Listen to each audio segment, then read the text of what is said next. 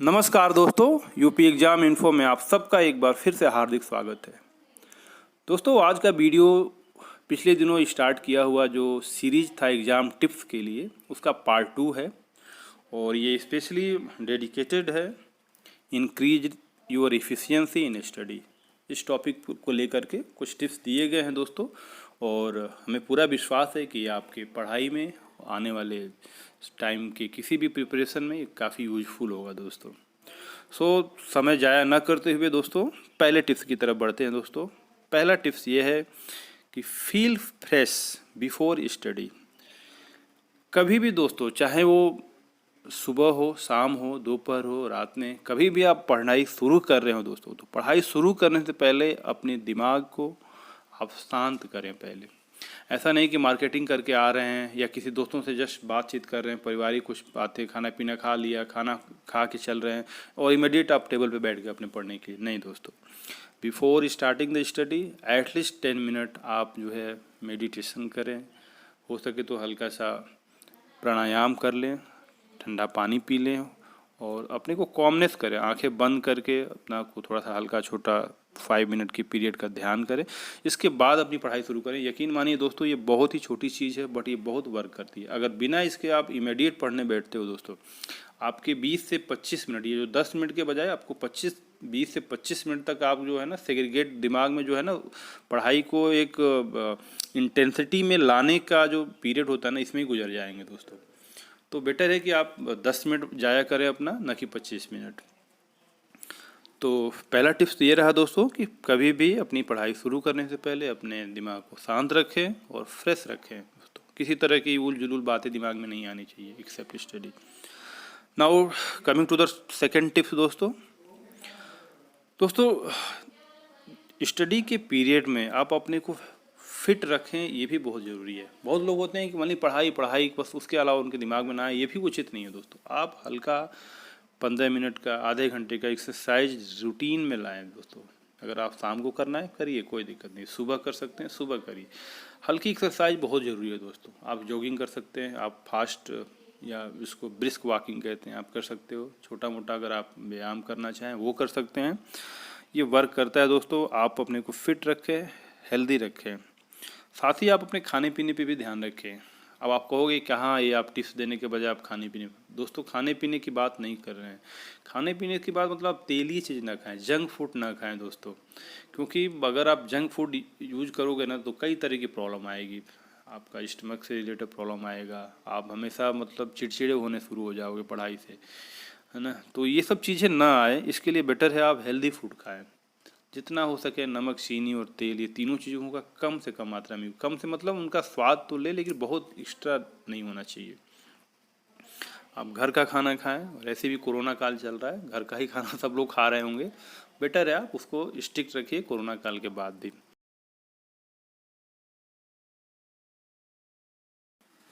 दोस्तों तीसरे टिप्स में हम जो इस बात पे बात करेंगे कि एक सिविल सर्विस के एस्पिरेंट या किसी भी प्रतियोगी परीक्षा की जो भी तैयारी कर रहा है, वो आदमी क्या होता है ना, जब एक बार बैठ जाता है ना पढ़ने तो सोचता है यार अब इतना तक निपटा ही देते हैं आज। मतलब होता है ना, ये पूरा चैप्टर कवर ही कर ले, ये 100 क्वेश्चन आज पूरे करनी ही है, ऑब्जेक्टिव के हैं तो इस तरह का जो मनोयोग बनता है, ये नेचुरल चीज़ है दोस्तों, बनता ही बनता है। आदमी सोचता है यार फिर समय मतलब जाया ना हो, तो उसमें वो क्या करता है, वो लगा रहता है कंटिन्यूस 1.5 घंटे 2 घंटे, कभी कभी 3-3 घंटे भी हो जाते हैं। ऐसे भी स्टूडेंट हैं दोस्तों। अब तो हमारी ये राय है दोस्तों, आप एट ए टाइम 2 घंटे 3 घंटे पढ़ने के बजाय आप अपने टाइम स्लॉट को ब्रेक करें। ब्रेक कर, जैसे आप 40 मिनट की पढ़ाई करें तो 40 मिनट के बाद आप 10 मिनट ज़रूर ब्रेक करें।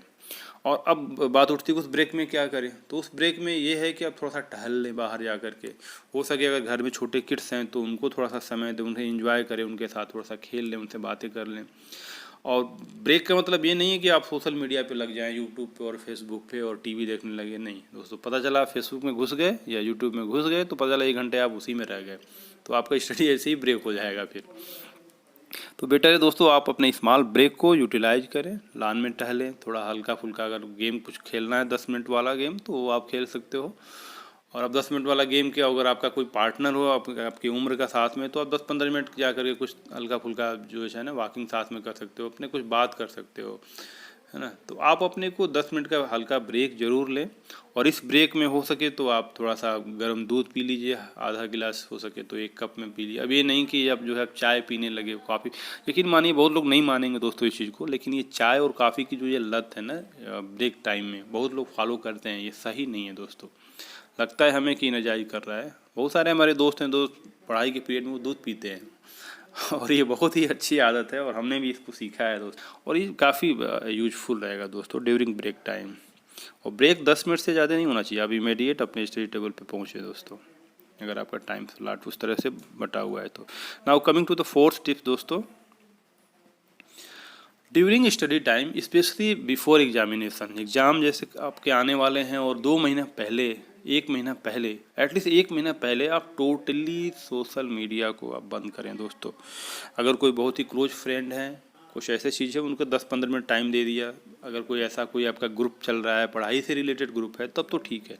अनवांटेड किसी भी सोशल मीडिया के ग्रुप में या चीज़ों में एक्टिव ना रहें दोस्तों, स्पेशली 1 मंथ बिफोर, और बेटर है कि 2 मंथ बिफोर टोटली बंद कर दें। टीवी देखना उचित नहीं है दोस्तों, क्योंकि होता क्या है, आदमी सोचता है यार थोड़ा सा मन बदल लें, कभी एक मूवी देख लिया, नहीं। आप जब देखोगे ना, कोई आधे घंटे के लिए आप कोई चीज़ देखने बैठ गए और देखते देखते 1 आवर हो जाता है, फिर 2, तो ऐसे आपका समय काफ़ी ज़ाया होता है। और दोस्तों एक चीज़ और है, एग्ज़ाम से जस्ट 2 मंथ पहले का जो पीरियड होता है, अगर इसमें आप उल्टी सीधी चीज़ ज़्यादा देखोगे ना, तो आपके दिमाग में वही इम्प्रिंट होते जाते हैं। तो बेटर है कि उनको इम्प्रिंट के बजाय जो चीज़ आपने पढ़ा है पिछले 1 साल से, उसके जो भी नोट्स बनाए हैं, जो भी शॉर्ट समरी बनाए हैं, उनको इम्प्रिंट करें, वो ज़्यादा वैल्यूएबल होगा दोस्तों। सो दोस्तों, 5वीं टिप्स में दोस्तों, हमें अपने पढ़ाई के पीरियड में स्पेशली बिफोर एग्जामिनेशन आप गौर करिएगा दोस्तों।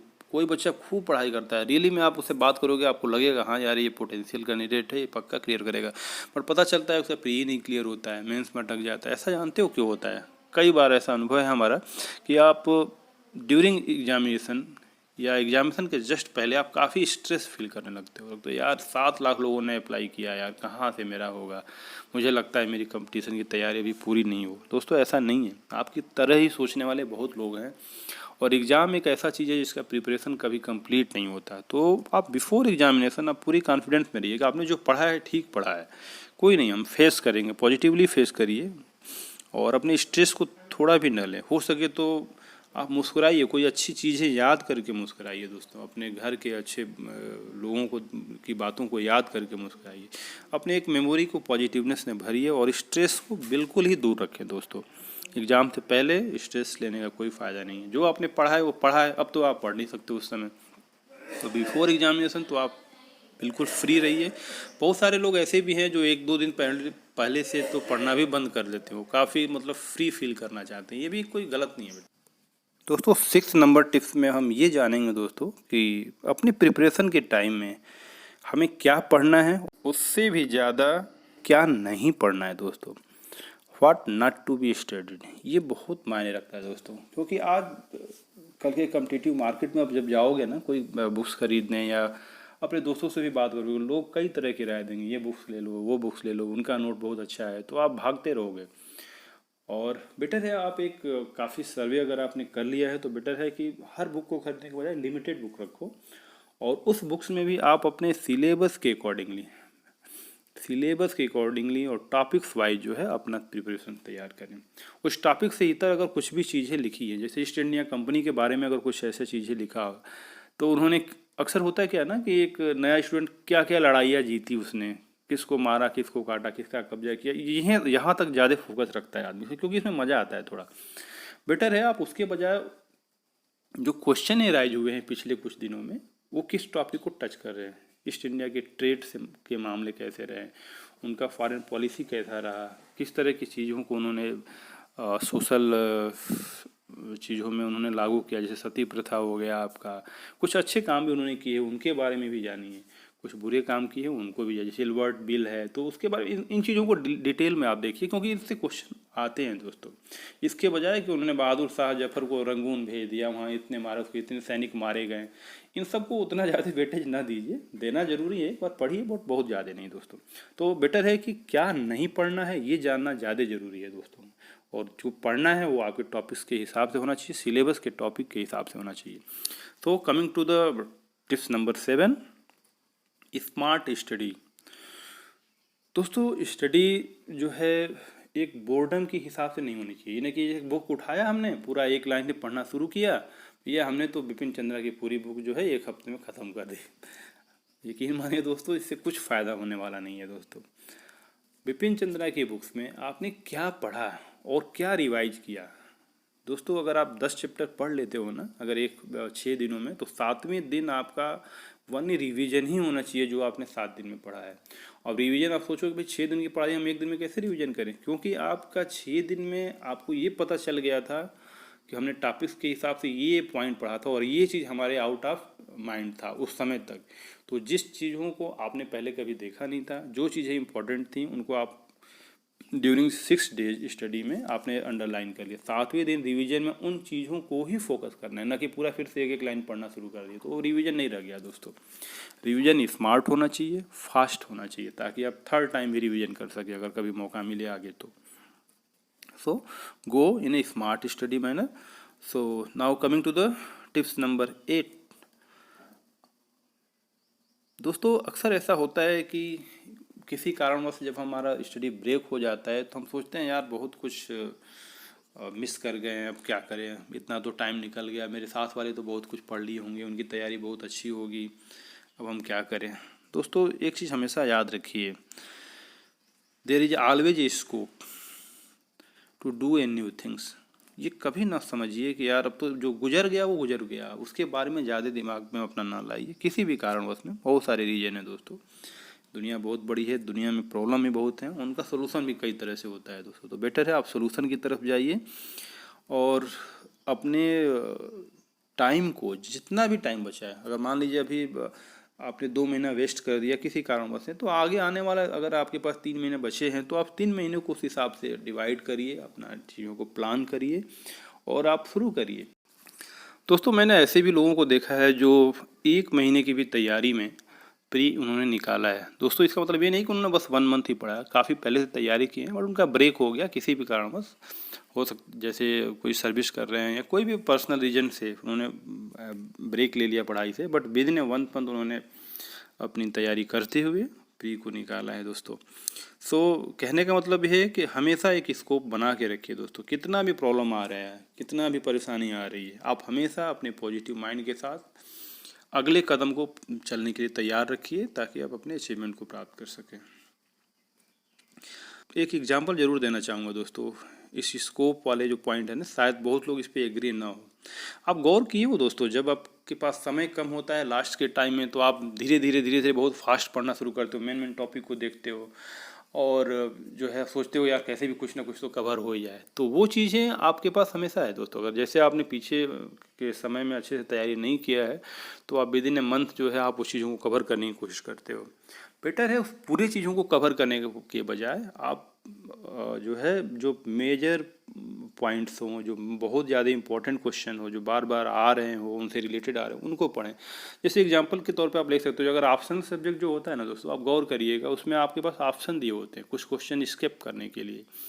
जैसे फॉर एग्जांपल जैसे मेरा ऑप्शन पवेड रहा है, तो पवेड के फर्स्ट पेपर में बहुत सारे ऐसे चैप्टर हैं, करीब जो है ना 8 चैप्टर हैं, तो उनमें से आप चाहो तो 4 की भी तैयारी अगर आपने बढ़िया से करनी, 4 चैप्टर को आप स्किप कर सकते हो, क्योंकि पार्ट 1 पार्ट 2 से किसी एक पार्ट से 3 क्वेश्चन करने होते हैं, 1 से 2 करने होते हैं। तो आपको मतलब ऐसा नहीं है कि आपको सारी तैयारी करने हैं, सारी तैयारी करें, बेटर है, आपके पास ऑप्शन ज़्यादा रहेंगे उस समय चूज करने के लिए क्वेश्चन। लेकिन इन केस आपने तैयारी ना कर पाया हो पिछले दिनों अपने एग्ज़ाम से पहले के टाइम में, तो बेटर है कि आप जितना भी टाइम है उस हिसाब से प्लान करने के लिए हमेशा रेडी। ये एक मैनेजमेंट होता है दोस्तों, और इस मैनेजमेंट को आपको सीखना ही होगा, not only during the preparation of examination, उसके बाद भी आपके फ्यूचर में भी समय को कैसे जो है असाइन करना है, उसको यूटिलाइज करना है, ये चीज़ें आनी चाहिए दोस्तों।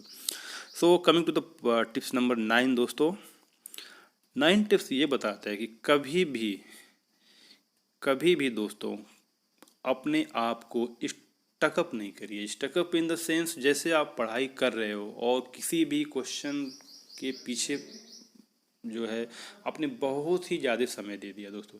टफ क्वेश्चन आपको समझ में नहीं आया और आप पता चला 15-20 मिनट तक उसी में लगे हो। नहीं दोस्तों, अगर आप एक रिदम में पढ़ाई कर रहे हो तो जो क्वेश्चन आपको समझ में नहीं आ रहा है उसको गिव अप करिए दोस्तों। वहाँ के लिए पर्टिकुलर हमेशा के लिए नहीं दोस्तों, उस टाइम में आप उसको हटा दिए, अंडरलाइन कर दीजिए, मार्क कर दीजिए कि इस क्वेश्चन को मैं बाद में देखूंगा, और आप आगे बढ़िए दोस्तों।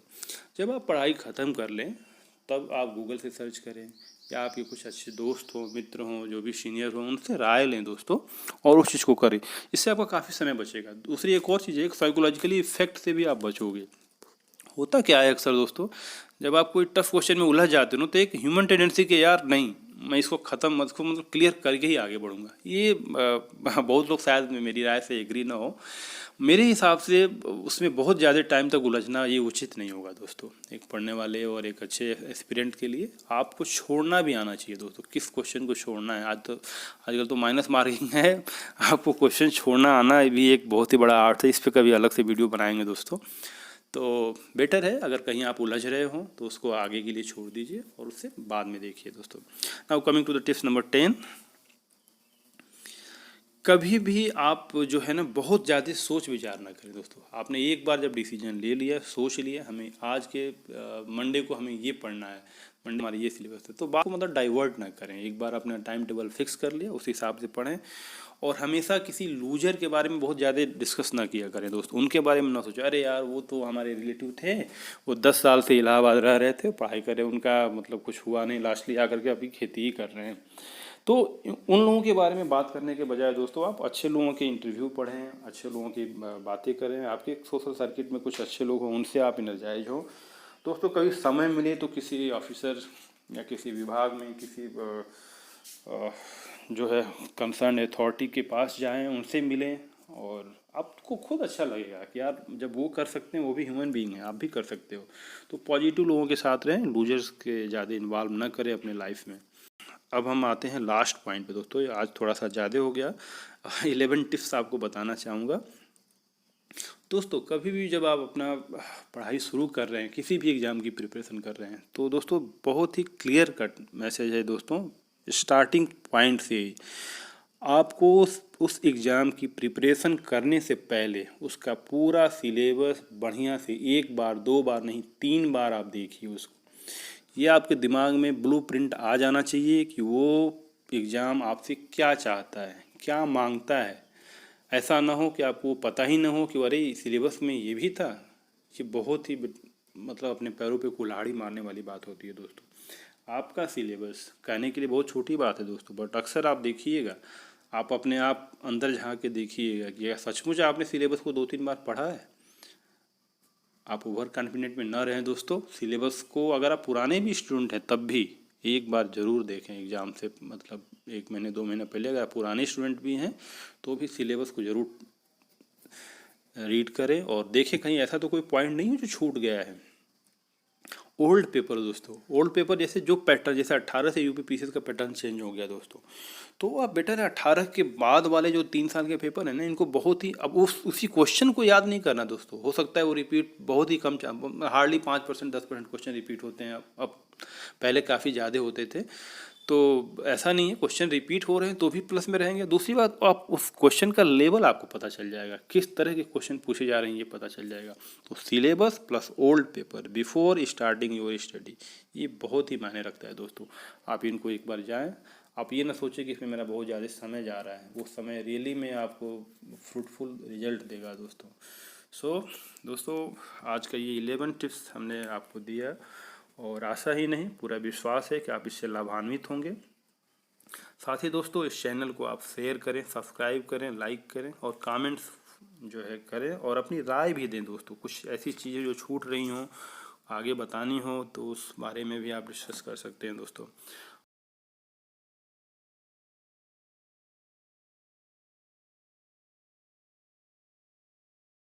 तो दोस्तों एट लास्ट हमारी तरफ से आप सबको शुभकामनाएं हैं। अपने आप ज़िंदगी में अचीव करें what ever you have think, और जैसा भी आपने ड्रीम्स देखा है उसमें सफलता पाएँ दोस्तों। So all the best. Thank you very much.